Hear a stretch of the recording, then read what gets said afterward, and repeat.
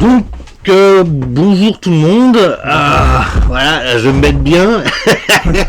On est dans un 4e échange d'âme à âme. Et en fait, là, aujourd'hui, je suis avec Corentin, qui a un terrain à 500 mètres d'ici. Et on s'est rencontrés la première fois il y a 2 semaines, en fait. Ouais, bah c'était la semaine dernière, en fait. Ouais, et en fait, j'ai trouvé la conversation vachement sympa. Et du coup, c'est pour ça que maintenant, là, je te propose ça. Donc, voilà, on va parler un peu on va prendre les points en commun qu'on a, l'autonomie, la spiritualité, parce que là on a eu des sacrées discussions juste là avant de préparer le truc, mais même la première fois on avait eu des bonnes discussions. Ouais. Donc, je me rappelle pas de tout, mais ouais. Et voilà, et on va essayer d'en faire quelque chose et tout finalement qui parle à tout le monde et voilà. Donc, est-ce que tu veux te présenter Oh bah oui, bah après, bon, c'est toujours un peu compliqué de se présenter en soi parce que je suis intéressé par beaucoup de choses, donc je suis un artiste un peu multitâche, je fais de la musique, je fais des vidéos aussi, j'ai fait des vidéos sur le terrain justement, et puis voilà, en fait, tout ce qui m'intéresse, j'essaye de le faire, tout ce qui me porte, tout ce qui me fait du bien. Tu faisais de la permaculture aussi J'ai voulu démarrer un projet de permaculture sur ce terrain. Après, j'y ai pas été assez souvent pour vraiment installer quelque chose qui fonctionne. Mais par contre, j'ai fait de la permaculture pendant 5-6 ans en Belgique. Et donc, oui, je connais bien le fonctionnement. J'ai utilisé ces méthodes pour les arbres fruitiers aussi quand j'ai planté. Et voilà. Qu'est-ce qui t'a amené à t'intéresser à la permaculture en fait ? Alors ça s'est fait très progressivement. Au départ, j'ai toujours été très perfectionniste et donc j'ai toujours voulu, à un moment donné, j'ai voulu une certaine autonomie. Donc c'est vraiment l'autonomie qui m'a amené vers la permaculture. Cette volonté d'autonomie, je me suis dit voilà, j'ai envie de pouvoir me nourrir par moi-même. Donc je vais faire un potager. J'ai commencé un potager chez ma maman quand j'étais à l'époque là-bas. Et puis en fait, d'abord j'ai fait le potager de manière très classique. Mais j'étais sur un sol argileux qui était très compliqué, et donc j'ai commencé à me renseigner pour essayer d'utiliser d'autres méthodes, et j'ai eu connaissance à ce moment-là de la permaculture, quoi. D'accord. Le premier truc que j'ai vu, c'était un gars qui semait des tomates. Il lâchait ça en plein milieu de sa prairie, comme ça, et il attendait que ça pousse. Pascal Pot, oui, c'est ouais, ça. Ou truc, Pot. Ouais. Ouais. Et ouais, j'avais été intrigué parce que le gars, il avait l'air un peu fou comme ça. Je me suis dit, c'est qui ce mec ? Qu'est-ce qu'il raconte concrètement ? Est-ce que des fois, il faudrait qu'on regarde un peu la caméra aussi. Voilà. Qu'est-ce qu'il raconte ? Est-ce que c'est intéressant ou est-ce que il est dans un délire ? Et je me suis dit, mais en fait, c'est pas bête parce que les tomates, elles vont pousser là, elles vont s'adapter au lieu, elles vont déjà tout ce qui fonctionne pas va mourir et tout ce qui fonctionne va vivre, et donc ça créera une espèce qui est adaptée, une variété qui est adaptée, quoi. Et donc je trouvais cette technique intéressante et j'ai découvert la permaculture un peu comme ça. D'accord. Et voilà. Et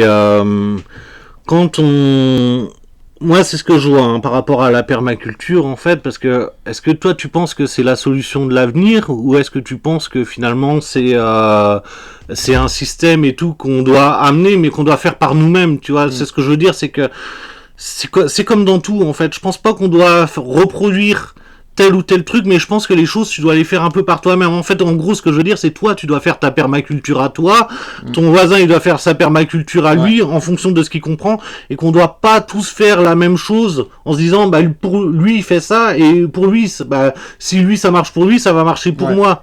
Tu vois, on n'a pas le même terrain, on n'est pas la même personne. Ouais, voilà. Et on n'a pas les mêmes plantes autour de soi non plus. Exactement. Donc, c'est sûr que c'est différent. Ouais. Et après, moi, il y a un truc que j'ai remarqué, c'est qu'en fait, par exemple, ton jardin, il a ton taux vibratoire à toi. Moi, le mien, il va avoir mon taux vibratoire à moi. Celui de Bertrand, il va avoir, son taux vibratoire à lui. Et en fait, déjà, ça amènera pas les mêmes trucs. Si, par exemple, toi, t'as des intolérances aux légumes rouges, ton jardin ne t'en donnera pas. Ah mais non. Tu vois, non, c'est sûr, ouais. En fait, ton jardin, c'est toi sous une autre forme. Bah oui. Voilà. Je pense même, parce que moi, j'irais même plus loin dans ma réflexion. Enfin, en tout cas, parfois, j'y pense et je me dis, ok, est-ce qu'il y a un lien ? Je pense que oui, le vivant est interconnecté. Et je pense que même parfois, toi-même, tu peux changer qui tu es parce que l'environnement autour de toi change et que tu t'adaptes à cet environnement. Je pense que c'est pertinent aussi. Et effectivement, ça c'est un truc, je pense qu'on a beaucoup oublié dans notre société, parce qu'on est, on cultive en ligne, on a des techniques, on a des machins, et puis après on fait de la mondialisation, on envoie les légumes partout. Alors qu'en fait, ce qu'on doit manger, et ce qui doit nous côtoyer tous les jours, c'est ce qui fait partie de notre environnement direct notre écosystème, en fait. En tant qu'humain, on se considère comme extérieur à la nature, alors que ça n'a pas de sens. Ouais, exactement. Mais ça, c'était une vidéo de Bourguignon. Alors, je sais plus c'est quoi son prénom, mais c'est un agronome agricole et tout qui disait ça, que eux, quand ils étaient à l'école, ils avaient 2 rangs chacun, et que finalement, quand une personne était malade, finalement, ses rangs à lui étaient moins bien, alors que là, t'as même pas le phénomène de terre ou quoi que ce soit, parce que tout était c'était la même terre et tout ça, c'était les mêmes plantes, mais que quand la personne était malade ou moins bien, tu vois, dans sa vie, bah, ses légumes, lui, dans son rang, produisaient moins. Et ça, je pense que, justement, tiens, on devrait peut-être se dire, tiens, si mes plantes poussent pas, qu'est-ce que ça veut dire sur moi, en fait? C'est clair. Tu vois? C'est quelque chose d'intéressant parce qu'on se voit, et c'est avec notre ego, je pense qu'on se voit un peu comme un individu humain à travers une population, dans un monde, dans une nature. Alors qu'en fait, il n'y a pas spécialement de frontières entre nous et le reste de la biologie qui nous entoure. Ouais. Donc en fait, par exemple, moi je prends toujours cet exemple-là avec les toilettes sèches. Bon, c'est un sujet particulier que beaucoup de gens, sur lequel beaucoup de gens n'aiment pas discuter parce qu'ils se disent, ok, moi j'ai pas envie de prendre les toilettes sèches, j'aime pas, c'est sale, ça pue, je sais pas quoi. Bon, il y a tout plein d'a priori.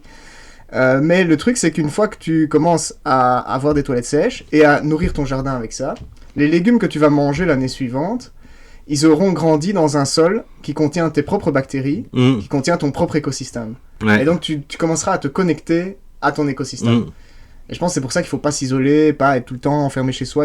Quand tu as un jardin, il faut aller dedans, il faut toucher la terre, il faut pas avoir peur des bactéries, parce que ça fait partie de l'écosystème. Ben nous, on a plein de bactéries en nous. Ça, ouais. Et ces bactéries, elles sont pas dangereuses pour nous. Par contre, à un moment, si on est trop dans la peur, là, elles vont le devenir, tu vois. Ouais. C'est ça qui est marrant. Si t'es dans l'amour, bah là, finalement, non, ces bactéries et tout vont t'aider à faire des trucs dans ton corps, à avoir des options supplémentaires, et voilà, quoi.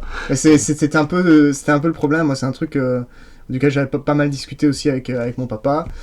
Par rapport tu vois, quand on avait la crise Covid, là, le gel hydroalcoolique que tout le monde mettait sur ses mains tout le temps, bah ouais, tu tues la première barrière immunitaire, en fait, qui sont tes bactéries sur ta peau.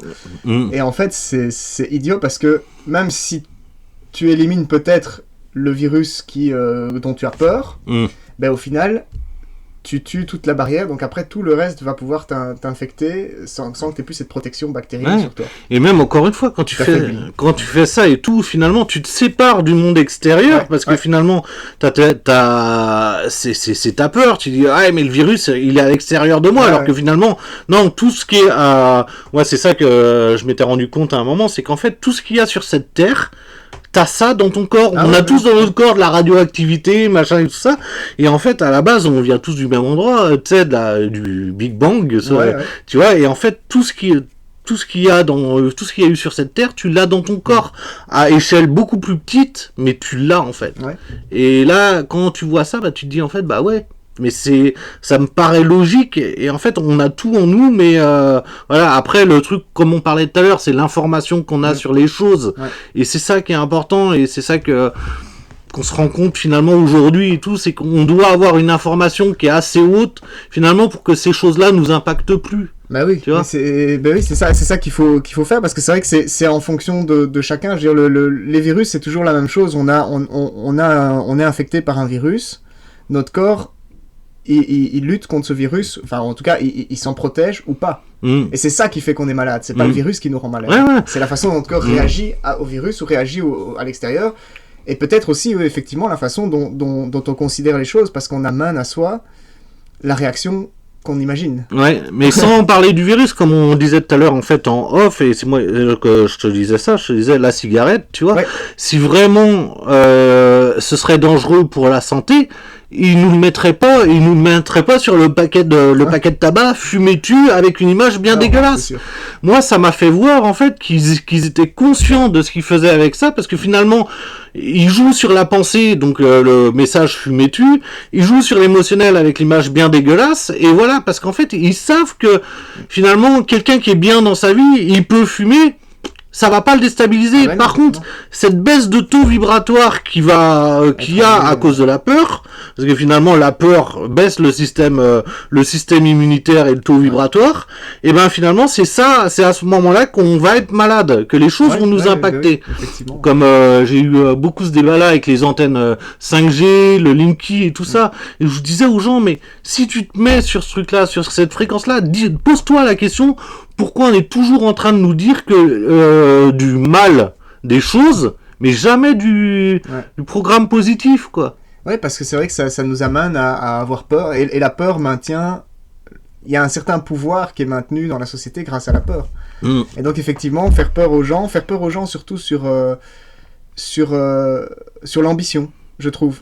Parce qu'il y a beaucoup de gens qui veulent réussir dans la vie, mais ils ont peur de tout ce qui peut arriver sur leur chemin. Et c'est exactement ça qui les fait échouer, en fait, je pense.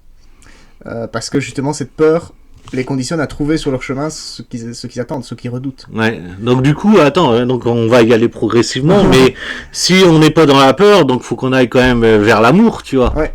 Et voilà, et c'est ça qui est intéressant, parce que nous, c'est pareil, si là on en parle de la peur, finalement, on met ça dans l'esprit des gens.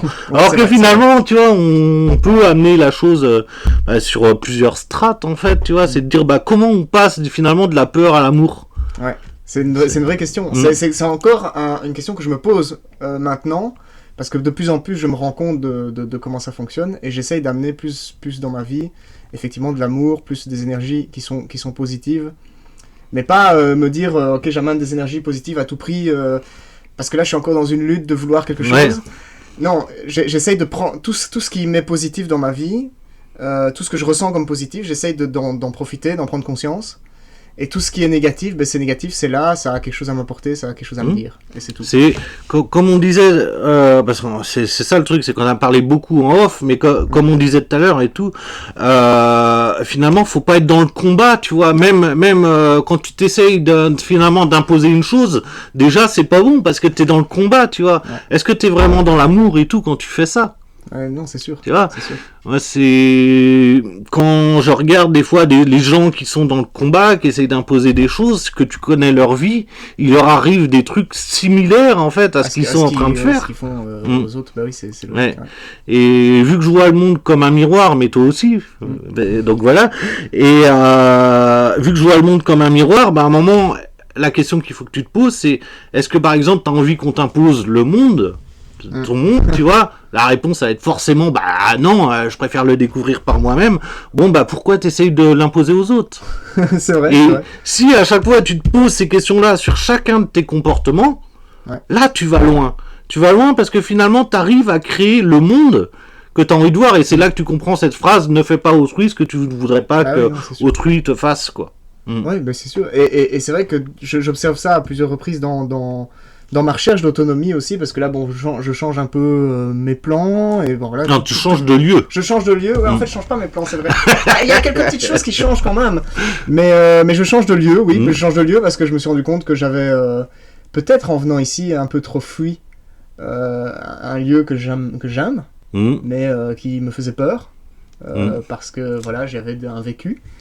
Et donc, c'est vrai que là, je change de lieu, je change un petit peu la direction dans laquelle je vais, et dans ce changement, j'essaie de ne pas refaire les mêmes erreurs que j'ai pu faire, mais j'essaie aussi d'amener plus d'énergie positive et moins d'être dans la peur. Il y a beaucoup de choses il y a beaucoup de moments où je me dis encore, ok, je veux construire par exemple une tiny house, je me confronte à toute une série de législations, et je me dis, c'est pas possible, on peut vraiment rien faire dans ce pays. Tu parles de la France là ou de la Belgique? De la Belgique, mais de la France aussi, on est un peu dans le même délire au niveau législatif. Il y a certaines choses qui sont mieux en Belgique, d'autres qui sont mieux en France. Donc y a pas, je crois qu'il n'y a pas un pays qui se vaut plus que l'autre. Mais par contre, c'est vrai que quand je me confronte à ces trucs-là, ça a tendance à me faire peur, à me dire, ok, non, je vais à nouveau être confronté à la même chose, mais alors quoi? Quelle est la solution? Est-ce qu'il existe un endroit dans le monde où je pourrais fuir, où j'aurais pas ça? Probablement pas. Probablement que je vais devoir continuer à construire en me disant, ok, ça c'est là, et je choisis l'impact que ça a sur mon projet ou pas. Mais je continue quand même d'avancer dans la direction où je veux avancer, parce que si rien autour de moi ne me permet d'avancer dans la direction où je veux, c'est que c'est moi qui dois créer. C'est moi qui dois ouvrir la voie. Est-ce qu'on est là pour est-ce qu'on est là et tout de toute façon, on sait que finalement, à un moment, le système va se péter la gueule. Mais est-ce que c'est sage que ce système se pète la gueule si personne n'a rien à proposer derrière? C'est sûr. Tu vois, est-ce que, tu vois, t'as besoin finalement de dire, les gars, faut faire comme ça si tu l'as pas déjà fait toi-même. Donc en fait, on est là un peu pour expérimenter les choses et de dire, bah si, regardez les gars, c'est possible. Ouais. Mais une fois que tout ça se sera fait, tu vois, moi c'est ce que j'ai voulu faire ici. En disant, regardez, là il y avait une procédure d'expulsion du terrain, du chalet en fait, fallait détruire le chalet. Bah non, finalement, les gars, si t'as pas peur de ça, ça va pas arriver. Tu vois, et finalement c'est ce qu'on parlait, c'est pas arrivé, tu vois, mais parce que j'ai pas cette peur là, donc je vais pas l'attirer à moi, mais simplement à un moment, qu'est-ce que je fais aussi pour les autres, c'est que j'essaye pas de les changer. Et je pense que c'est ça aussi qu'il faut comprendre. Si t'es vraiment en paix avec toi-même, pourquoi avoir envie de changer les autres? Ouais. Et si t'essayes pas de changer les autres, techniquement les autres vont pas essayer de te changer non plus. Exactement, tu vois. Donc effectivement, les choses ne se passeront pas. Enfin, en tout cas, les choses vont se passer vraiment comme toi tu les fais dans le miroir, tu vois. Ouais. Et finalement, ça va être quelque chose et tout qui va. J'y pas que dans la mêlée, tu vas pas avoir un ou deux connards qui vont pas surgir de temps en temps. Mais en fait, c'est un ou deux connards. T'as la technique déjà pour. Tu sais que hop, mais tu sais, fais ta vie, je fais la mienne. Mais c'est utile parce que je veux dire, s'ils étaient pas là, en fait, on a besoin pour avoir une technique, pour avoir quelque chose, un peu d'entraînement. Donc de temps en temps, il faut qu'il y ait quelqu'un qui vienne un petit peu perturber ça. Et moi, je pense que ça a quelque chose de sain.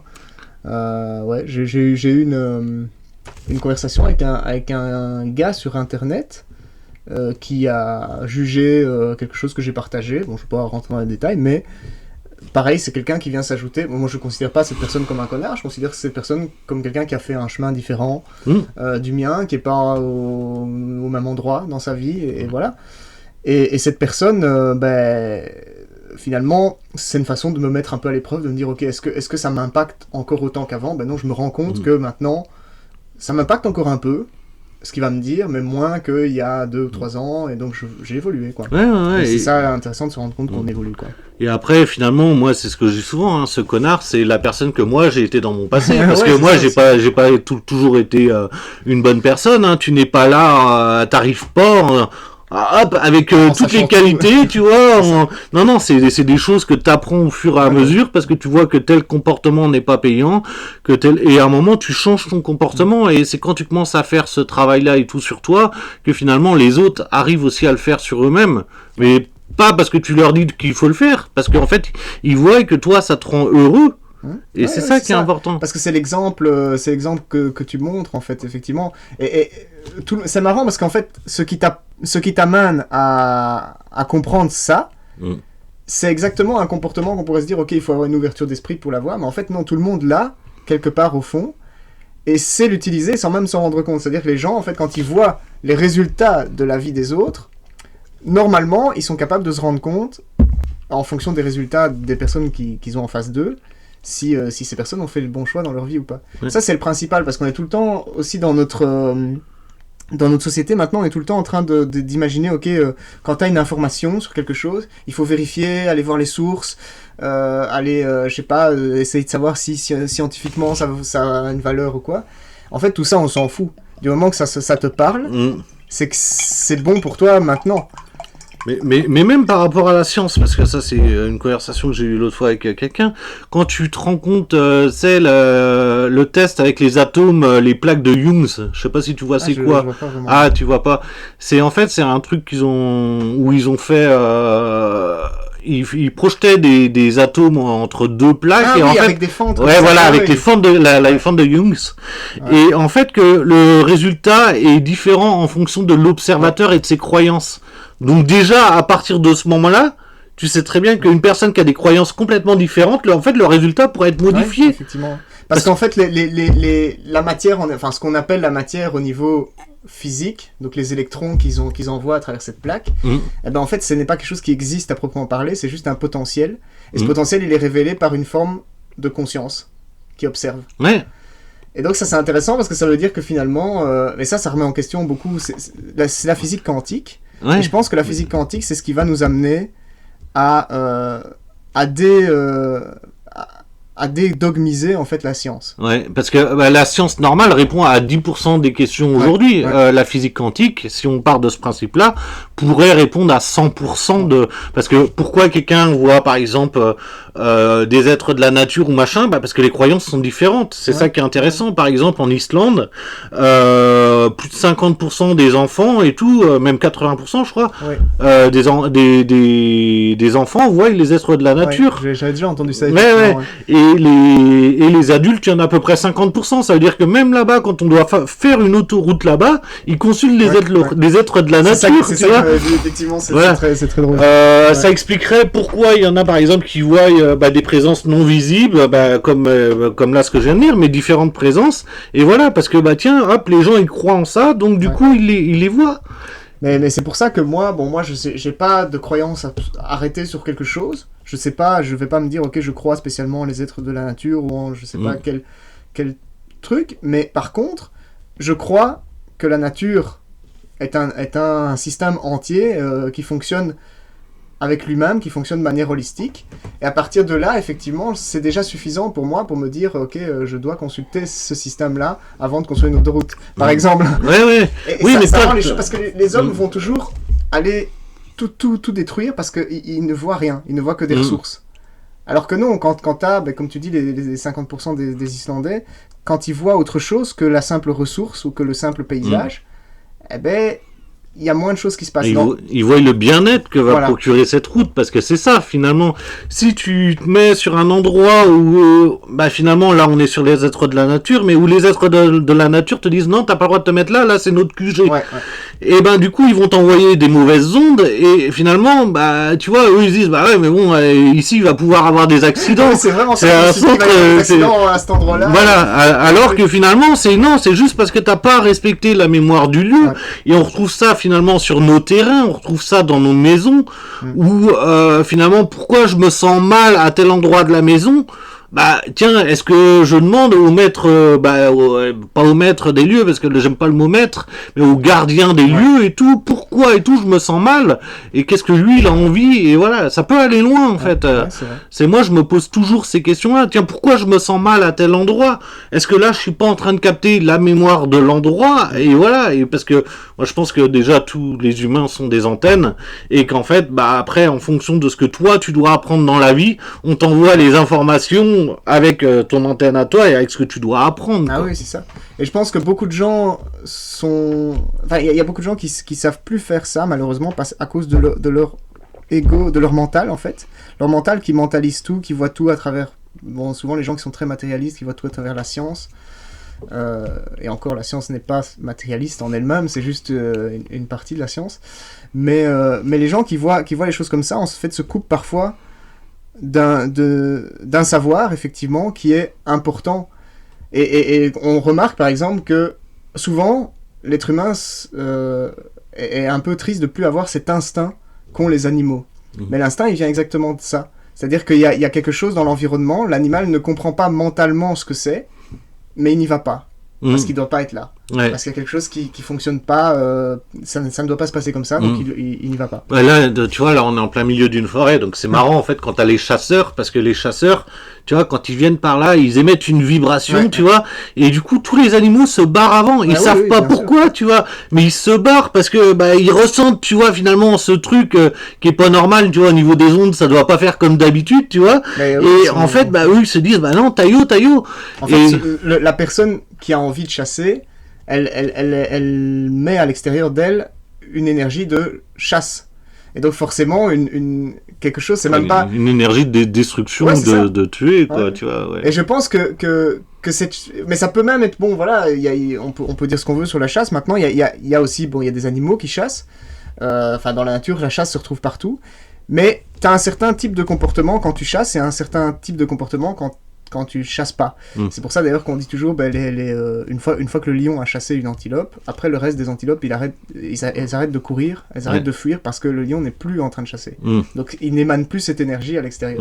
Et c'est une réaction, quelque part c'est une réaction à un stimuli de la nature, de dire ok, moi je suis une proie, donc ça veut dire que si quelque chose chasse, moi en tant que proie je dois me mettre en mode fuite. Ouais. Et donc c'est toute une réaction de l'écosystème qui est logique. C'est exactement ce qu'on parlait tout à l'heure, mais sous une autre forme. C'est que plus on cherche à avoir une chose, moins on l'a. Tu vois, et voilà, plus je cherche à avoir de l'argent, plus je vais la repousser. Ah oui, c'est voilà, ça. Et plus je cherche à avoir du succès, plus je vais le repousser, parce qu'au niveau de mon esprit, si par exemple je cherche à avoir de l'argent, en fait, mon esprit, lui, comprend aussi que j'en ai pas, parce que sinon je la demanderais pas, tu vois. Oui. Le mec qui dit, je veux avoir cet animal, bah en fait, en même temps, il est en train de se dire qu'il l'a pas. Ouais. Tu vois, alors que finalement... Alors je vais pas donner les méthodes pour la chasse, mais bon, mais on s'en fout. En fait, ici, les chasseurs, ils arrivent à en avoir parce qu'ils sont 30, ils font des battues et tout ça, mais tout seuls, ils arriveraient pas à en avoir un. Pas avec cette énergie. Pas avec cette énergie-là. Alors que finalement, le mec et tout, qui se dirait, bah tiens, hop, qui se voit avec l'animal, tu vois, voilà, là, il arriverait peut-être à l'avoir, tu vois. Bah, c'est comme, c'est marrant, j'avais lu un livre, je sais plus c'est quel livre. Et dedans, il y avait des histoires avec des aborigènes. Et bon, je sais pas quelle est la véracité de ces faits, mais c'était intéressant de toute façon à lire. Les aborigènes, dans ce livre, ils ne chassaient pas un animal. Ils demandaient à la nature de leur fournir de la nourriture. Et un animal se présentait à eux prêt à être chassé. Ouais. Et pour eux, c'était comme ça, et pas je chasse, je lutte contre la nature pour essayer de trouver l'animal, le tuer. C'est une dynamique qui n'est pas... Je pense les chasseurs-cueilleurs d'antan ne faisaient pas ça. Ouais. Ils avaient une connexion qui était différente à la nature, une compréhension de la nature qui était totalement différente. Justement, tu vois, c'est ça. Et si on comprend ça, on comprend aussi pourquoi finalement on essaye de nous mettre en guerre contre les gens du gouvernement, contre tel ou tel truc, parce que finalement on vit cette séparation à l'extérieur de nous, alors que finalement faut comprendre que ces gens-là, c'est nous sous une autre forme. Par exemple, les politiciens, c'est nous, mais avec le pouvoir en plus. Oui, c'est ça, ouais. Tu vois, et que ça se trouve dans la conscience au niveau collectif, chaque personne en fait qui fait ça, elle nous fait voir que si on aurait du pouvoir avec ce niveau de conscience là, bah c'est le résultat que ça donne. Ben moi je me suis déjà posé plusieurs fois la question, parce que c'est vrai que j'ai beaucoup de gens autour de moi qui me disent ok, ouais, mais tu vois, l'élite de la société, le gouvernement, ils font ci, ils font ça, ils comprennent rien. Bah attends, si toi tu comprends, ils comprennent aussi. Par contre, ils ont une autre réaction par rapport à ce qu'ils comprennent que toi. Et donc c'est ça qui est intéressant, c'est qu'en fait, si ça se trouve, nous on se sent coincé dans cette société à cause de son fonctionnement, à cause de tout ça. Et en fait, finalement, eux, ils se sentent peut-être tout aussi coincés que nous dans leur fonctionnement à eux. Et ils font les choses différemment. Et ils agissent différemment. Moi, je me suis rendu compte de ça, par exemple, avec... moi je sens qu'il y a des besoins de changement dans la société. Je vois les solutions dans ces besoins, dans, par exemple, une recherche d'autonomie, de permaculture, tout ça. Et, par exemple, quelqu'un comme Elon Musk voit la solution en ses besoins dans coloniser Mars. Mais finalement, le besoin à la base est le même. Il sent que le monde ne va plus, qu'il y a trop de gens sur Terre, qu'il faut... Et en fait, finalement, si ça se trouve, la conscience, il a exactement la même conscience que celle que nous avons, mais il n'a pas les mêmes outils et le même vécu pour réagir à ça, en fait. Ouais, c'est vrai, c'est intéressant. Après, moi, je pense que, justement, tu vois, par exemple, là, tu parles de Musk, de machin, mais c'est avec le niveau de conscience qu'il y a maintenant, tu vois, parce qu'encore une fois, si tu regardes bien, ces gens-là, ils nous détournent de nous-mêmes. Ouais. Tu vois, à chaque fois que tu réagis à quelque chose, finalement, c'est quelque chose qui te détourne de toi et de ton propre fonctionnement. Et c'est ce que la vie essaye de toujours nous... Elle fait comme ça. Et toi, si tu dis, moi je m'en fous, je suis autiste dans mon monde, et en fait, je fais les choses en fonction de moi et mon bien-être. Et ben là, tu vas finalement aller vers un chemin qui va te réussir.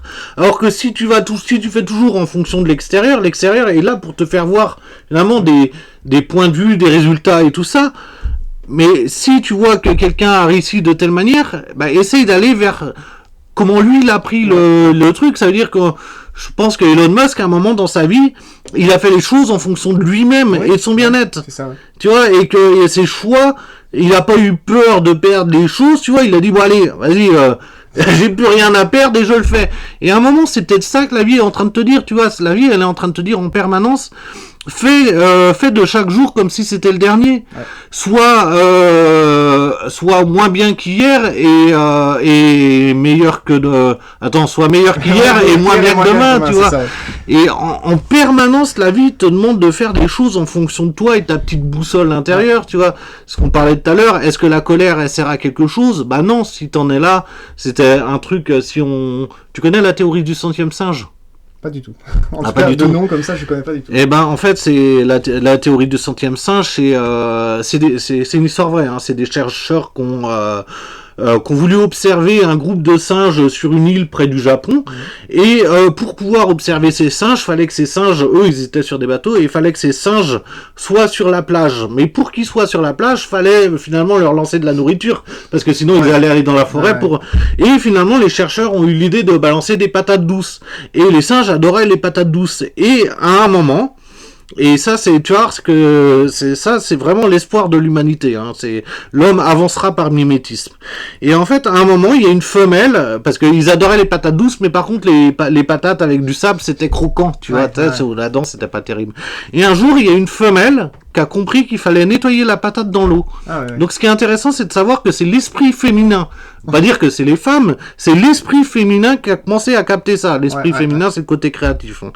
Et lui, elle a commencé à nettoyer les patates dans l'eau. Après, ce qu'il faut savoir, les plus jeunes ont commencé à le faire. Donc là, et après, ça a été seulement les plus vieux. Quand toute l'île a fait ça, tous les singes sur les îles autour le faisaient aussi. Tu vois ? Parce qu'il y a quelque chose qui est extérieur à la simple observation, il y a autre chose qui passe et en fait, dans les DM.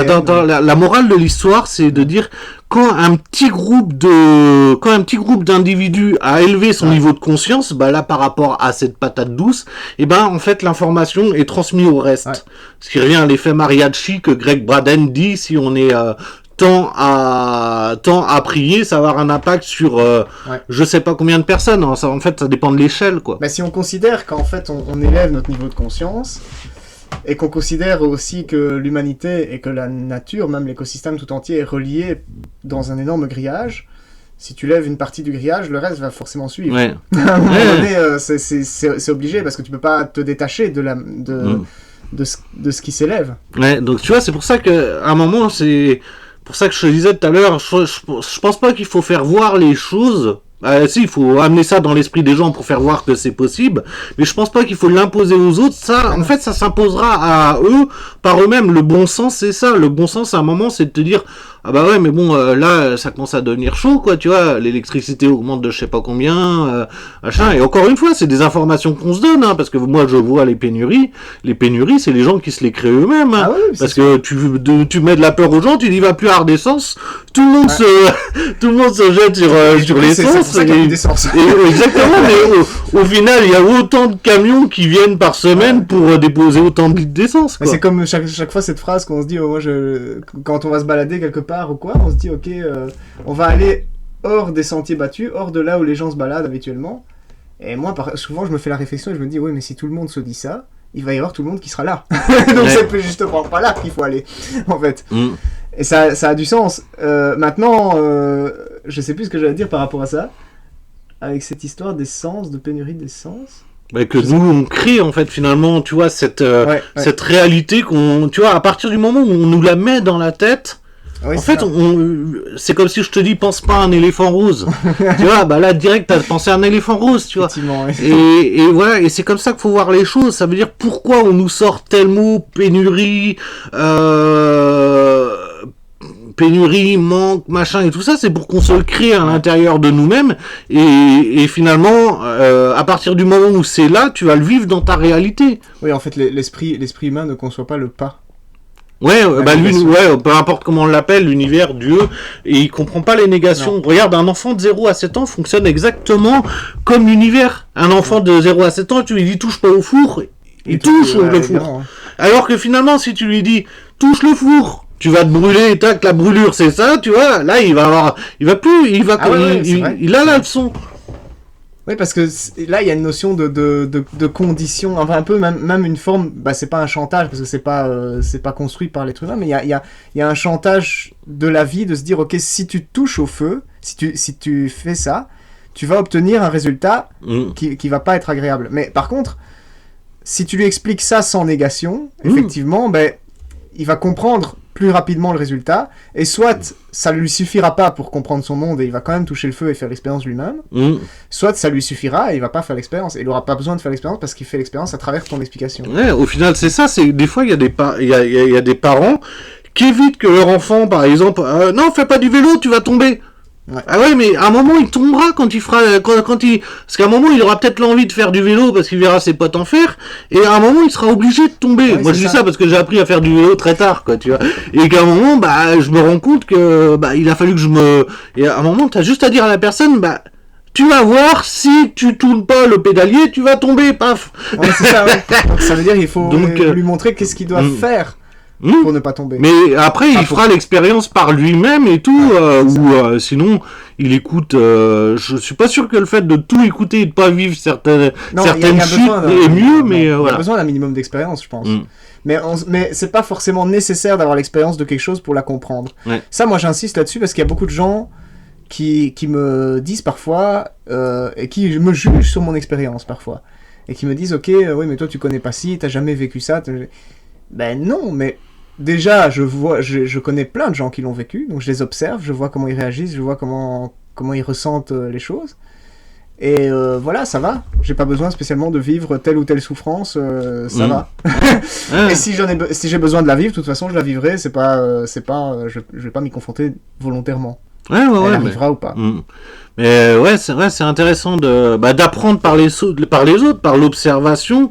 Et une fois de temps en temps, tu dis bon, allez, j'essaye. Et en même temps, des fois, tu te dis, je savais le résultat. Bah oui, tu le savais parce que. En fait, si tu t'es dit que tu devais essayer, c'est que tu devais essayer. Peut-être, voilà, c'est pas. Si à un moment donné, tu sens, tu te dis, ok, c'est bon, tant pis, j'ai envie d'essayer quand même. Ben voilà, c'est ta volonté de vivre quelque chose et tu le vis. Aller au-delà de la peur, tu vois. En fait, pour moi, le courage, c'est de la peur. Tu vois, le courage, c'est d'avoir peur, mais d'y aller quand même. Ouais, c'est ça. Ouais. C'est juste ça. Tout à l'heure, on parlait de réussite et d'échec parce que tu parlais par rapport à ton terrain. Tu disais, j'ai eu beaucoup de peur, là, je refais. Ouais. Mais en fait, une personne qui réussit, c'est un mec qui a échoué une fois de plus. Ah oui, c'est ça. En fait, ça j'avais compris ça il y a quelques années. Plus t'échoues, plus t'as de chances de réussir après. En recommençant, quoi. Mais il y a qu'en France où on a ce système que t'échoues, t'es mauvais. Alors que, par exemple, aux États-Unis, si t'as échoué 3 fois, là, on part du principe que ça y est, t'as compris. T'as compris, ouais, c'est ça. Tu vois, c'est quand même intéressant parce que le mec, il s'est planté 2 fois, on lui dit, ah, c'est pas grave, c'est normal. Tout le monde sait. C'est au bout de 3 fois que tu comprends la vie d'une entreprise et voilà. Donc c'est pas mal parce que c'est vrai que bon après effectivement il faut pas, enfin je pense qu'il y a un comportement parfois, et moi j'ai eu tendance à l'avoir aussi dans ma vie, un comportement de perfectionnisme, un comportement d'être borné sur les choses, de se dire ok moi je décidais ça, je fais ça, sauf que si tu rentres dans cette direction là, il se peut que tu aies des échecs et que malgré tes échecs tu continues de faire exactement la même chose. Et fatalement, si tu fais exactement la même chose, tu vas te retrouver face à toujours les mêmes échecs. Ouais. À un moment donné, il faut comprendre que tes échecs, ils sont pas dus au hasard, ils sont dus à ta manière de fonctionner et qu'effectivement, il faut chaque fois essayer une autre direction, même si elle est quasi la même, elle est un petit peu différente. Et... C'est pour ça aussi que Einstein disait, si vous voulez avoir un résultat, on ne résout pas un problème en ayant le même niveau de conscience, faut avoir la conscience un peu au-dessus, tu vois, et comme ça, le résultat va changer, quoi. Ouais, c'est ça. On n'obtient pas, voilà, moi c'est ce que je dis, si tu fais un truc et que t'es dans la colère en permanence, parce que tout à l'heure on parlait de la colère et que on l'a vécu dans notre passé par rapport au système, à un moment, si les choses ne fonctionnent pas, on n'est pas en train de te dire qu'en fait, faut pas vivre dans ton monde ou faut faire comme le système te l'impose. C'est juste, oublie cette colère et sois en paix avec les choses. Ouais. Et là, ça va réussir. Puis parfois, c'est bien aussi de pouvoir observer ce qui... Parce que dans une situation, rien n'est jamais complètement mauvais et rien n'est jamais complètement bon. C'est le regard que tu portes sur les choses qui sont bonnes ou mauvaises. Où tu diriges ton regard, ça conditionne ta vision du monde. Moi, par exemple, je repense à 2020, au confinement qu'on a eu, le tout premier confinement qu'on a eu. J'ai entendu tous les gens me dire ok, on peut plus rien faire, ok, on est enfermé chez soi, ok, on est tout ça. Et moi, la seule chose que je voyais, c'est tout ce qui vivait parce que nous, on s'arrêtait, en fait. Ouais. Toutes les abeilles qui circulaient partout, toutes les routes qui étaient vides, le silence, le calme. Des dauphins qui sont revenus à Venise, l'eau qui était redevenue C'est propre. incroyable tout ce qui Et s'est là, passé. là, tu te dis, en l'espace de 2 mois, waouh, il s'est créé tout ça, mais en fait, on en fout un bordel monstre. Ouais, c'est ça. Et puis après, tu te dis, ok, on a fait ça parce qu'on avait peur du Covid. Alors, quelque part, ben, on pourrait... Donc finalement, la peur était une bonne chose, là, dans ce cas-là. Dans ce cas-là, la peur était une bonne chose, mais du coup, est-ce qu'on devrait pas avoir peur, beaucoup plus peur, peut-être, mais on devrait pas avoir peur, je pense, mais si on avait beaucoup plus peur des conséquences du réchauffement climatique, peut-être qu'on ferait des choses comme ça. Si on considérait, en tout cas, pas spécialement dans la peur, mais si on considérait aussi grave les problèmes de réchauffement climatique que le Covid, ou même plus simplement, parce que là je dis ça, mais en réalité, le Covid est un problème qui provient en fait de notre impact à la base. J'ai parlé du réchauffement climatique, mais en réalité, c'est pas forcément le réchauffement climatique en soi, parce qu'on fait beaucoup une fixette là-dessus. Ouais. C'est pas voilà. Le CO2. Le CO2, ça sert à nourrir les plantes. C'est ça. À un moment, le réchauffement climatique, moi, dans mon expérience personnelle actuelle, je sais pas si il a été provoqué ou accéléré par l'être humain, ou si l'être humain a été provoqué ou accéléré par lui. Non, parce que sur toutes les autres planètes, en fait, les planètes, elles prennent de l'expansion, elles sont en expansion. C'est ce qu'observent les planètes avec des télescopes peuvent le voir, tu vois. Et en fait, il se passe ça dans tout le système solaire, tu vois. Oui, bien sûr. Donc finalement, c'est pas une question que nous, on a un impact et tout comme ça. C'est que ça se passe sur tout l'ensemble. Tu vois, ça s'est déjà passé à plusieurs reprises sur Terre aussi. Oui. Et on n'était pas là. Ouais. Donc ça n'est probablement beaucoup moins dépendant de nous qu'on le pense. Mais... Après, il y a une partie qui est dépendante de nous parce qu'on fait partie. Donc forcément, on a un impact et ça a un impact sur nous. Ouais, mais encore une fois, est-ce que, tu vois, on nous met cette idée-là dans la tête, comme ça, nous, on le fait vivre, ce truc-là. Ouais, c'est ça. Tu vois, la question aussi, elle est intéressante. C'est parce qu'on nous met ça dans la tête que finalement, regarde, on reparle, tu vois, des formes de Jung et tout ça, tu vois. Si t'as connaissance de la pollution, si t'as conscience de ça, finalement, cette conscience, tu vas la créer aussi. Parce que, à l'époque, tu sais, je faisais par exemple des vidéos par rapport à l'eau, le travail de Masaru Emoto et tout. C'est ce que je disais. Il y a des gens qui boivent l'eau du Gange et qui sont pas malades, alors que c'est l'eau la plus polluée sur cette planète. Et finalement, toi, en tant qu'occidentaux, tu vas là-bas. Et je te parle de l'exemple parce que je l'ai vraiment entendu et que parce que c'est vraiment ce qui s'est passé. Ce mec-là a été là-bas. On leur a dit de pas boire l'eau du Gange. Et qu'en fait, ils se sont fait vendre une bouteille. Bah, finalement, c'était l'eau du Gange, mais qui avait bien reposé et tout ça. Et ils ont remis des bouchons, tu vois, voilà, mais c'était bien fait. Lui, c'était le seul qui a pas été malade parce qu'il avait parce qu'il avait conscience du travail de Masaru Emoto. Et les 9 autres ont été malades. Alors qu'ils ont bu la même eau. Donc, c'est comme, par exemple, l'expérience de 1000 grammes. Tu vois, c'est quoi je sais plus. L'expérience de 1000 grammes, c'est par rapport à la soumission. C'est une expérience par rapport à la soumission. Il y en a un qui met des décharges à l'autre et l'autre qui est sur et qui se prend les trucs parce qu'il répond pas dans le bon sens. Mais en fait, cette expérience-là, si les gens la verraient une fois dans leur vie, mais rien qu'une fois, en prenant bien conscience et tout, que c'est exactement ce qui s'est passé avec le Covid d'ailleurs. On a fait confiance au mec qui était en blouse blanche. Parce que c'est lui qui est signe d'autorité. Et ben tu sais que si les gens verraient cette expérience de 1000 grammes, donc s'il y a bien un truc que j'ai envie de transmettre aux gens, c'est regarder cette expérience de 1000 grammes, et elle est bien dite dans un film qui s'appelle I comme Icar ou un truc comme ça, c'était avec Yves Montand, je crois. Ah oui, je me souviens avoir j'ai pas vu le film, mais je me souviens avoir entendu parler de ça. Ouais, bah observer finalement, voilà ce que ça veut dire et ce qui s'est passé pendant le Covid, et ben 80% des gens ne se soumettraient plus à l'autorité. En regardant cette expérience-là. Effectivement, ouais, parce que tu te rends compte à quel point, en fait, on peut te faire des choses on peut te faire croire que les choses que tu fais, finalement, sont pas si graves, alors qu'en fait, c'est ça le truc avec l'électricité. Se soumettre à l'autorité, c'est plus facile que de se rendre compte qu'on est en train de faire souffrir quelqu'un, et que c'est peut-être pas justifié. Ouais, ouais. C'est ça que...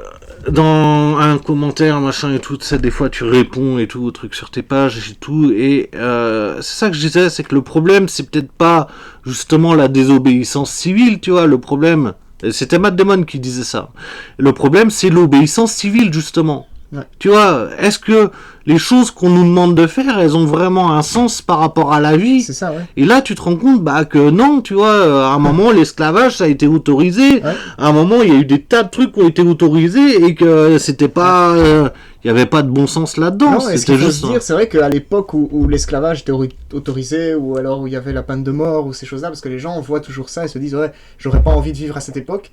Ben en fait, pour ceux qui vivaient à cette époque, c'était quelque chose de normal, qu'ils avalisaient. Et donc c'est ça qu'il faut se rendre compte, c'est que les gens n'avaient pas le même état d'esprit, et que c'est pour ça que le truc existait toujours. C'est parce que les gens le voyaient comme normal. Ouais. Et au bout d'un moment, les gens se sont dit, ok, c'est peut-être on peut peut-être pas faire ça finalement. Donc les choses ont changé. Ouais. Donc se dire, et de toute façon, ça aussi c'est ce que je me dis souvent, et je dis souvent ça à des gens quand ils sont sceptiques par rapport à ça, c'est que bon, la désobéissance, il y a des gens qui ont peur de désobéir, mais le truc c'est qu'il faut que tu te dises que si tu es dans cette société là maintenant, même si la société elle n'est pas parfaite, mais elle a évolué par rapport à d'autres époques, et si elle a évolué, c'est pas parce que le gouvernement a changé ou parce que la politique a changé, c'est parce que des gens ont désobéi. Et que le système a dû suivre. Ouais. Et donc, si tu veux que les choses changent, il faut pouvoir dépasser cette limite. Par exemple, en Belgique, on a un cas très, très significatif là-dessus, sur les habitats légers, justement. Parce qu'il n'y a aucune loi qui avait été faite à un moment donné, enfin, il n'y avait aucune loi en vigueur sur les habitats légers, donc c'était... on ne savait pas ce qu'on pouvait faire, ce qu'on ne pouvait pas faire, et donc c'était au cas par cas. Et puis, à un moment donné, des gens ont décidé de faire ce qu'ils avaient envie de faire. Et inévitablement, ces gens... en groupe, on fait des choses, et ils ont été amenés à comprendre les lacunes de ce qu'ils faisaient, et donc à créer eux-mêmes une législation. Ça s'est passé dans le POE, dans le Brabant wallon, donc c'est au sud de Bruxelles. Et alors ces gens-là, qui sont juste des personnes qui vivaient en habitat léger, ont fini par amener leur structure comme projet de loi. Et ce projet de loi est passé. Ouais. Et donc c'est comme ça que ça fonctionne. Et c'est marrant ce que tu me dis, parce que là, au niveau de mes pensées et tout, ça nous ramène à un documentaire, je sais pas si tu l'as vu, ça s'appelle Demain. Oui. Et en fait, c'est un documentaire qui a été fait par Cyril Dion et Mélanie Laurent. Oui. Et en fait, où là, t'as que des solutions. Et en fait, encore une fois, si les gens veulent voir qu'il y a des solutions et qui sont déjà appliquées ailleurs, parce qu'encore une fois, c'est ça le plus dur, c'est de se dire, ouais, mais personne l'a fait, ou on sait pas ce que ça va donner. Et si, en fait, il y a des solutions à Détroit, ça a été, ils ont tout délocalisé là-bas, les gens ont fait autrement, parce que il y avait un niveau de pauvreté extrême, les gens ont été obligés à un moment donné. Donc voilà, ils se sont organisés entre eux, ils ont fait aujourd'hui, à Détroit, t'as des jardins partout. Des jardins collectifs et en fait tout le monde a le droit de se servir, quoi, tu vois. Et en fait, à un moment, est-ce qu'on doit attendre des lois? C'est ça, c'est à ça que tu nous ramènes dans le truc. Est-ce qu'on doit attendre des lois ou est-ce qu'on doit les faire par nous-mêmes et à un moment dire aux gens, mais tu vois pas que voilà, oui. C'est vous qui êtes en train de le créer, ça. En réalité, je veux dire, on est tout le temps en train de dire, ouais, la démocratie, c'est le seul système qui fonctionne. Bon, on voit la démocratie comme on l'a installée en Europe, qui pour moi n'a pas beaucoup de sens. La démocratie, ça veut dire le peuple qui fait les lois. Donc ça veut bien dire ce que ça veut dire. Ouais. À un moment donné, tu dois pondre quelque chose et prendre tes responsabilités et proposer quelque chose. Et je pense qu'on est dans une ère où justement, à un moment... arrête de demander à l'extérieur, parce que en fait, si par exemple le truc c'est à chaque fois on le voit très bien et ça fait des années qu'on fait ça, à chaque fois que tu représentes quelqu'un, cette personne-là en fait, elle représente pas tes intérêts, mais elle représente les intérêts des personnes qui ont financé la campagne. Donc voilà, mais à un moment, ces gens-là, moi c'est ce que j'ai toujours dit, et je sais que j'ai fait rire les gens avec ça, en disant, mais moi, il n'y a jamais eu Sarkozy, Hollande ou Macron qui est venu dans mon salon en me disant, t'as pas le droit de faire ça, tu vois, donc fais le truc par toi-même, de quoi t'as peur? T'as peur des gendarmes, t'as peur de tout ça, mais en fait, eux, est-ce que tu crois qu'ils ont le temps? Là, en ce moment, ils sont quand même pas mal occupés avec tout ce qui se passe, et à un moment, tu vas voir que la vie va faire en sorte que tu n'auras pas le temps de faire un truc par rapport à l'extérieur parce que tout le monde sera pris dans son petit quotidien pour sa propre survie, tu vois. Et donc voilà, là, c'est là que les solutions vont apparaître. C'est pas ailleurs, quoi.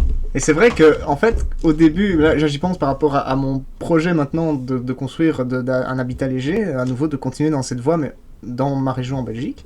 Dans la ville, dans la commune où je suis en Belgique, il y a déjà plusieurs trucs qui sont un peu bancals au niveau de la législation, parce qu'il y a des domaines construits, il y a des gens qui vivent dans des habitats légers à plusieurs endroits. Mais moi, si je fais ça, je peux avoir peur de la loi, mais en réalité, il y a 2 flics sur la commune, et ils ont absolument pas le temps de s'occuper de mon truc. Bah voilà. Donc les flics, ils font jamais rien. Les gens, il y a des gens qui pourraient dénoncer. Après, si je suis au milieu de la nature et que personne me voit, ou que ça prend du temps avant que les gens me voient, j'espère pouvoir, en fait, même si par moment je sors de ce qui est législatif, de ce qui est autorisé d'un point de vue de la loi, j'espère avoir suffisamment de temps pour pouvoir construire quelque chose qui visuellement on se dit ok, d'accord, c'est pas légal, mais par contre ça veut peut-être dire que il faut changer quelque chose dans la loi parce que ça marche. Son truc, ça marche. Je veux pouvoir montrer l'exemple avant qu'on ait le temps de m'attaquer quelque part. Ouais, mais encore une fois, est-ce que l'extérieur va t'attaquer si toi tu ne t'attaques plus toi-même? Tu vois, c'est un truc con, et en plus c'est hyper philosophique tout ça, parce que est-ce que toi, tu vois, les gens, dans la vie et tout, les gens qui sont durs avec eux-mêmes, se retrouvent avec des expériences où les gens sont durs avec eux. Mais c'est juste un effet miroir. Oui, c'est ça en fait. Mais si finalement t'arrives à être doux avec toi-même, les gens seront doux avec toi. Si t'emmerdes personne t'emmerdera, tu vois. Si toi tu ne t'emmerdes pas en permanence à te mettre des contraintes, la vie ne t'en mettra pas. Non, c'est qu'un effet miroir, encore une fois. Et des fois on se dit, mais merde, l'extérieur, ils vont pas accepter. Non, l'extérieur c'est toi, mais sur quoi tu ne t'acceptes pas? Et on revient à ce qu'on disait au début finalement, tu vois. Ouais, c'est vrai. Et c'est vrai que c'est pour ça que je pense qu'il y a effectivement une énergie différente à mettre quand tu démarres un projet, comme celui-là. Il y a une énergie peut-être différente à mettre. Si tu as peur au fond de toi que... moi, par exemple, si j'ai peur au fond de moi que des flics viennent constater mon truc et faire chose pour ça, j'ai compris depuis longtemps qu'ils avaient autre chose à foutre. Clairement. Après, si j'ai peur que quelqu'un me dénonce, libre à moi d'arrêter d'avoir peur et d'aller vers les personnes qui sont autour et qui auraient pu me dénoncer pour montrer qui je suis et quelle est ma bonne volonté. Ou sinon, autant aller voir des gens qui vivent comme ça aussi, et qui vont te dire, mais non, mais moi, il n'y a pas de problème, je le fais, ça fait 20 ans que je suis comme ça. Et en fait, là, ça va apaiser ton esprit. Oui. Tu vois, et moi, c'est ce que je dis souvent aux gens. Allez voir si t'as envie de connaître la réussite, va voir des gens qui ont réussi. Si t'as envie d'avoir des gens qui ont de l'argent, si t'as envie d'avoir de l'argent, va voir des gens qu'on ont eu et demande-leur leur manière de penser par rapport à tout ça. Moi, j'ai fait les marchés, j'ai vu que les gens qui avaient de l'argent, c'était les gens qu'on avait une bonne opinion. Ah bah oui, les mecs, ils disent, si t'aimes pas l'argent, c'est clair que l'univers va t'en donner. Tu vas pas en avoir, tu vois. Ou si tu jalouses les gens qu'on ont. Très important, tu vois. Parce que si tu jalouses les gens qu'on ont, finalement, oui, on va pas te donner un truc que tu jalouses. C'est pour ça que les hyper riches de cette planète, finalement, se mettent autant détestables parce qu'ils ont compris ce phénomène-là et ils ont dit, si ces gars-là sont jaloux de nous, ils vont pas en avoir, nous on en aura plus. Ouais. Ah, c'est de la psychologie inversée, mais c'est vrai, tu vois, ça va jusque-là, quoi. Effectivement. Parce qu'on est dans un monde où finalement ces gens-là connaissent la loi d'attraction, connaissent les effets miroirs, connaissent tout ça, et finalement ils peuvent pas créer, ils peuvent pas créer le monde parce qu'ils ont pas d'émotionnel. Hein. Moi, quand je vois Macron, quand il parle à une petite vieille qui fait qui est en retraite et qu'il a aucune émotion devant lui, je dis, ce mec-là, il est coupé de son émotionnel. Donc s'il est coupé de son émotionnel, il a besoin de quoi? Il a besoin de l'émotionnel des gens. Et c'est peut-être pour ça qu'il y a des manifs. Regarde, ils font des manifs à tel jour, à tel machin, et parce qu'ils savent que ils utilisent cette énergie pour construire leur monde. Et en fait, le but du jeu pour nous, finalement, ce serait d'être moins dans l'émotionnel. Comme ça, ils pourraient plus s'en servir. Ah oui. Bah oui. Pas, en tout cas, pas être dans un émotionnel négatif, la colère. C'est vrai que, oui, je comprends tout juste ce que tu viens de dire du coup. Oui, en fait, tu le nourris avec ton émotionnel. Et donc effectivement, si t'étais moins dans l'émotionnel, finalement, il aurait plus l'énergie pour faire. Oui. Mais si, c'est ça, c'est complètement ça. Ce qui crée dans la matière, c'est la pensée plus les émotions. C'est ce que je disais par rapport au paquet de cigarettes, tu vois. Mais en fait, eux, vu qu'ils ont pas l'émotionnel, tu vois, et tu regardes bien n'importe quel homme politique, observe-les bien, tu vas voir, ils sont complètement déconnectés de la réalité, tu vois. C'est pour ça qu'il y a certaines théories par rapport à eux qui peuvent avoir du sens, tu vois. Et mais à un moment, c'est de se rendre compte, bah, si cet émotionnel ils l'ont pas, ils l'apprennent d'où? Bah, ils l'apprennent des gens. Ouais. C'est pour ça qu'ils énervent les gens.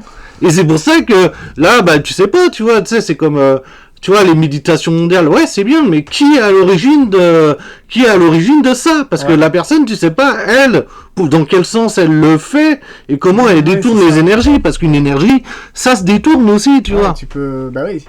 C'est pour ça qu'il y a beaucoup de, je pense qu'il y a beaucoup de choses au niveau philosophique aussi. C'est toujours très compliqué parce que les gens veulent toujours en fait une réponse. Bah, tu parlais, je sais plus ce que tu viens de dire, mais par rapport, c'était dans une énergie de méditation, de philosophie. On observe, on veut trouver une réponse. On veut se dire, ok, ça veut dire quoi méditer, tu vois. Moi, je me suis déjà posé plusieurs fois la question parce que ma mère, elle fait du yoga, elle fait toutes sortes de choses. Et elle m'a déjà dit, oui, tu devrais méditer. Je me suis dit, mais c'est quoi méditer? Mais qu'est-ce que tu veux dire par là? Elle a jamais su m'expliquer. Ouais, alors que moi, c'est ce que je dis aux gens. Moi, quand je suis dans une forêt, là, ça tombe bien, aujourd'hui, je vis dedans, quoi. Mais quand je suis dans une forêt, je médite. Ah oui. Parce qu'en fait, je suis là dans l'instant présent. Et c'est ce que je dis souvent aux gens. Je dis, toi, tu fais de la méditation. En fait, t'apprends à être 1 heure dans ta journée. Tu vois, si tu fais 1 heure de méditation par jour, ce qui, pour la plupart des gens, ils font ça 2 fois par semaine, tu vois. Ouais. Et je dis, toi, t'apprends à être 1 heure par jour, tu vois, dans ton monde, dans le moment présent. Moi, j'arrive à être comme ça 24 sur 24. Et même si c'est pas 24 sur 24, même 16 heures, c'est déjà beaucoup plus que beaucoup de gens. Ah ouais, c'est ça. Donc, voilà. Et en fait, la méditation te permet juste d'être dans le moment présent. Alors que finalement, être dans le moment présent, est-ce que ça te nécessite quelque chose un entraînement, un décor? Non. Moi, quand je suis en train de mettre les mains dans la terre ou me balader dans la forêt ou d'observer des choses, je suis dans le moment présent. Ouais. Et j'ai appris à faire de ce moment présent un quotidien. Ah oui, c'est ça. Ouais. Parce que bah du coup, je vis complètement dans ma bulle et ma bulle, bah à un moment c'est ce moment présent, quoi, tu vois. Et c'est marrant parce que c'est vrai qu'il y a un truc, bon moi c'est un quotidien que j'ai adopté justement en 2020 par rapport à la santé et tout ça. J'ai commencé à prendre des douches froides. Et c'est marrant parce que les douches froides ça fait peur à tout le monde. Ouais. à tout le monde alors qu'en fait, et moi ça me faisait peur autant qu'aux autres en fait. Et c'est une manière d'être dans le moment présent, quoi. Je veux dire, à un moment donné, moi j'ai dit ça à un ami une fois qui me dit ouais, je suis pas trop bien, tu sais, je pense à plein de trucs par rapport à, bon, il y a des histoires personnelles. Et je lui dis, bah, va prendre une douche froide. Il me fait, mais qu'est-ce que tu me racontes? Bah, quand tu seras sous ta douche froide, tu penseras plus à tes problèmes. Tu penseras juste à la douche froide, c'est tout. Parce que t'es obligé, c'est un réflexe de survie. La douche froide, elle te remet dans le moment présent. Quand t'es dans le moment présent, t'as plus de problème, quoi. C'est ça. Tu vois, et ça, c'était Edgar Tolle et tout qui le disait, mais quand t'entends le livre audio, Le pouvoir du moment présent, bah, finalement, c'est ça, le mec, il te dit, là, au moment où t'écoutes cette vidéo, est-ce que t'as un problème? Bah, non. Le problème, il est pas là, tu vois. Là, je suis en train d'écouter la vidéo, peut-être pour avoir une solution, mais en tout cas, non, le problème, il est pas là, tu vois. C'est pas là que ma femme, elle m'emmerde ou quoi que ce soit. Donc, en fait, si tu revis dans le moment présent, moi, c'est ce que j'ai aussi pour les maladies. Les maladies, est-ce que si tu vis dans le moment présent, t'as beaucoup de chances de moins en avoir. Ah oui, mais c'est sûr. Parce que le problème, c'est, déjà, il y a 2 grandes maladies, c'est la dépression et l'anxiété. La dépression, c'est tu vis dans le passé, l'anxiété, c'est tu vis dans le futur. C'est vraiment ça. Ouais. Voilà, donc si tu vis dans le moment présent, déjà, tu t'enlèves deux gros boulets, quoi. Ouais. Ça, c'est clair. Mais c'est vrai que par rapport aux douches froides, ça me fait rire parce qu'effectivement, les gens, ils s'imaginent qu'en fait, en faisant ça, ben, j'ai fini par comprendre, j'ai fini par m'entraîner à faire ça et donc mieux résister au froid. En fait, quasiment pas. C'est-à-dire que je continue de pas avoir envie de le faire 10 secondes avant de le faire. Mais en fait, c'est la peur qui me pousse à ne pas avoir envie de le faire. Parce qu'une fois que je suis en train de le faire, je suis pas en train de souffrir. Je suis en train d'être dans le moment présent et je suis heureux d'être dans le moment présent. Même si la sensation est hard et qu'il faut la subir. Et donc, à un moment donné, effectivement, tu vas jamais, si tu te dis, ok, moi j'aime pas prendre des douches froides, tout ça, ben, tu vas jamais passer le cap en te disant un jour je sentirai que je dois le faire. Non, tu vas passer le cap en décidant de le faire, même si t'en as peur. À un moment donné, voilà. Et bon, peut-être que tu pourras ne plus avoir peur. Je sais plus quand c'est la première fois que ça m'est arrivé. Moi, j'ai commencé à faire des douches froides quand on m'a dit que c'était bon pour la santé, tu vois. C'est ça, J'ai commencé à faire des jeûnes quand on m'a dit que c'était bon pour la santé. Je me suis dit, attends, je vais prendre mon bien-être en main. Ah bah oui. Et si mon bien-être en général, tout ce qui est bon, tout ce qui est dégueulasse en bouche, c'est bon pour la santé. Je sais pas si t'as remarqué. Donc, tu vois, donc même le bien-être, c'est vraiment de passer par un truc qui est pas forcément agréable. Tu vois, donc voilà, c'est ça. Les gens ont tendance à l'oublier. Les gens ont tendance à se dire, il faut que ce soit facile. Non, si c'est facile, c'est pas le bon chemin. Par contre, si c'est dur, si ça t'emmène finalement à aller au-delà de tes peurs, alors là c'est bon. Mais en fait ça se remarque, par exemple, moi je me suis rendu compte de ça aussi en faisant de la permaculture, c'est que je mets et c'est pour ça que j'ai commencé aussi à prendre des douches froides, à faire certaines choses, et à me mettre à l'épreuve, c'est que je mets mes légumes à l'épreuve d'un terrain, et je me dis ok, ils se renforcent parce qu'ils subissent ce qui se passe sur leur terrain. Et après je me pose la question, je me dis, et pourquoi je fais pas la même chose? Non, on est au mois de février, moi au mois de janvier, je faisais encore des douches dehors. Oui. C'est tant que l'eau elle est chaude, ça va, tu vois, t'as pas froid et tu t'imagines, c'est un truc que j'aurais pas fait avant. Ah ben non, c'est ça. Et aujourd'hui, en fait, c'est ouais, ça va, il pleut pas, donc du coup, je peux, tu vois, et voilà, mais voilà, et c'est un truc que je n'imaginais pas il y a quelques années, même il y a 2 ans avant, tu vois, je pensais pas le faire, tu vois. Non, mais moi non plus, ça vient comme ça. Et puis c'est vrai que le truc des douches froides, c'est quelque chose de très, très intéressant parce que ça concerne un seul truc, c'est ta douche ou te prendre de l'eau froide ou t'exposer au froid. Mais en fait, ça t'ouvre des portes dans plein d'autres trucs qui n'ont rien à voir. Et ça, c'est super intéressant, quoi. Parce que du coup, tu te rends compte à quel point, en fait, oui, tu es tout à fait capable de survivre à quelque chose qui te fait peur, quoi que ce soit. Parce que ça fait vraiment très peur. Et je sais que, par exemple, là, j'ai été en Écosse quelques semaines, et je me suis retrouvé devant le Loch Ness, il faisait 5 degrés dehors, 1 degré dans l'eau, et j'avais froid, et je me suis dit, je peux pas être venu en Écosse pour rien. Il faut quand même que je me baigne dans le Loch Ness, quoi. C'est vrai que c'était venu dans le Loch Ness, ah ouais. Alors j'ai commencé à enlever toutes mes couches qui me tenaient chaud, et j'ai commencé à sentir le froid de l'extérieur, et j'ai commencé à avoir peur, très peur. Mais je m'en fous d'avoir peur. J'ai décidé de le faire, je vais le faire. Et donc je l'ai fait quand même. Et voilà, et j'ai mis du temps à me réchauffer après. Mais... et même sur ton CV personnel, c'est gratifiant de dire attends, j'ai fait ça. Moi j'ai fait du snowboard en plein désert, tu vois. Voilà, c'est improbable, mais il y a plein de trucs comme ça que j'ai fait dans ma vie. C'est vrai que quand je raconte ça, moi j'ai l'impression qu'en fait c'est normal, mais en fait il y a plein de gens et tout qui disent ah ouais, t'as fait ça ou tu vis comme ça. Alors que en fait ouais, c'est vrai. Moi aussi j'ai cette expérience là souvent de parfois je me dis où j'en suis dans ma vie finalement, je me morfonds sur moi, et puis j'ai un pote qui me dit mais t'as vu, toi tu fais plein de trucs, moi j'aimerais bien être comme toi. Je fais ah bon, c'est fou, moi je suis très bien comme je suis, mais enfin je me sens normal comme je suis en fait, et parfois je me sens même que je suis pas assez. Et de toute façon moi j'aime bien dire aux gens c'est quoi la normalité, tu vois. Déjà rien que ça tu peux pas le définir.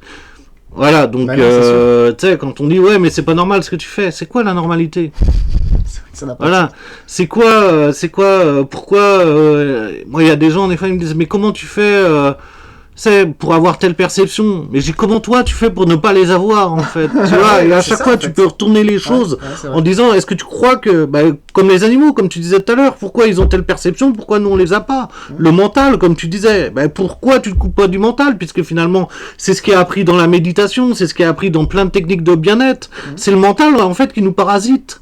Donc voilà quoi. C'est vrai que quand il pense maintenant, moi je me pose toujours la question, je me dis je devrais faire plus de méditation. Mais en fait quelque part quand je me mets sous la douche froide, c'est une forme de méditation. Donc en réalité j'ai pris ce quotidien là, et je le fais tous les jours. Il n'y a pas un jour où je le fais, parce que quand je suis malade parfois je le fais pas. On arrive bientôt au temps que durent les émissions, parce que j'essaie de pas faire des trucs trop longs, parce que les gens ne regardent pas dès qu'ils voient 2 heures. J'ai pas 2 heures devant moi. C'est écouter, c'est bien, tu peux mettre le truc sur le côté et t'imprégner. Mais du coup, est-ce qu'il y a des choses que t'aurais voulu parler et qu'on n'a pas parlé? Bon, pas spécialement. Je pense que je sais même plus de tout de quoi on a parlé. Parce que je pense qu'on était quand même dans le moment présent aussi, donc c'est bien. Et on verra ce qui ressortira de ça. Je la regarderai. Ça et en fait, c'est ça qui est marrant, c'est que je cherche pas à, tu vois, t'as bien vu comment ça se passe. En fait, nous on a parlé entre nous, mais en fait, il y a aucun thème imposé. Moi, c'est ce que je veux dire aux gens, c'est que il y a aucun thème quand je fais ça. On n'est pas en train de se dire, tiens, on va parler de ça, on va parler de ça. Moi, ce que je veux faire voir par rapport à tout ça, c'est qu'en fait, on peut avoir des conversations intéressantes avec tout le monde, alors qu'avec Corentin, on s'est vu qu'une fois. Voilà, et on arrive à avoir des conversations comme ça. Donc du coup, tout le monde peut le faire. Moi, c'est un truc que je veux dire aux gens, enlever cette peur qui fait que l'autre va vous juger, parce que moi j'ai pas peur que Corentin me juge, et lui n'a pas peur que moi je le juge. Finalement on a parlé de trucs en off où c'était... Ouais, et qu'est-ce qui fait qu'on n'a pas peur finalement d'être jugé l'un par l'autre? C'est d'avoir pris conscience d'un point commun, quelle autonomie dont tu parlais au début de la vidéo. Le fait qu'on ait un point commun, on se dit, ok, bon, si le mec, il pense aussi autonomie comme moi, bah, peut-être que sur tout plein d'autres sujets, il va pas me juger, et donc on peut parler de... Bah oui, parce que la permaculture, c'est le fait d'associer les plantes, mais il faut certaines plantes qui sont différentes pour protéger d'autres plantes. Ouais, et voilà, et en fait, moi, ta manière de penser, elle peut me faire avancer, et comme toi, la mienne peut te faire avancer ou reculer, en fait. Ça dépend de l'esprit qui est derrière. Si j'ai besoin de reculer dans ma vie pour apprendre des choses, peut-être que je devrais reculer, oui. Donc voilà, et moi c'est vraiment ça que là je veux dire aujourd'hui, c'est que c'est pas, on se connaissait pas, on a parlé une fois ensemble, et là j'ai dit putain ce serait intéressant parce que c'est vraiment et tout ce que moi j'ai envie d'amener et tout dans la vie, de dire mais non mais calcule rien, fais le truc comme ça, et si t'attends rien il va en sortir des belles choses. Par contre si t'attends quelque chose tu seras toujours déçu. Ouais, parce que du coup oui tu vas te projeter et finalement ce sera peut-être pas ce que t'attendais. Exactement. Et du coup, tu vas te décevoir. Alors, ce que c'est peut-être mieux que ce que t'attendais, mais tu t'en rends même pas compte. Exactement. Donc voilà, là, ça fait 1h05, c'est à peu près ça, c'est un peu moins d'1h10. Donc, moi, c'est tout, j'ai dit tout ce que tu avais à dire. Est-ce que toi, tu as des trucs... Je pense que non, je pense que c'est bon. C'est une chouette conversation, et puis... c'est l'expérience d'avoir fait ça aussi. Ouais, est-ce qu'il y a un truc que est-ce qu'il y a un truc que tu voudrais souhaiter aux gens, ou un truc qui t'est arrivé à toi et que tu voudrais que ça arrive dans la vie des gens?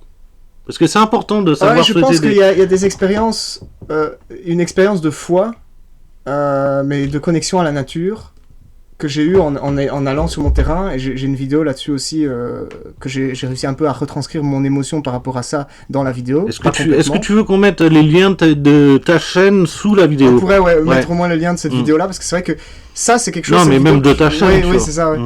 C'est une vidéo que j'apprécie encore aujourd'hui, alors que ça fait 2 ans que je l'ai fait.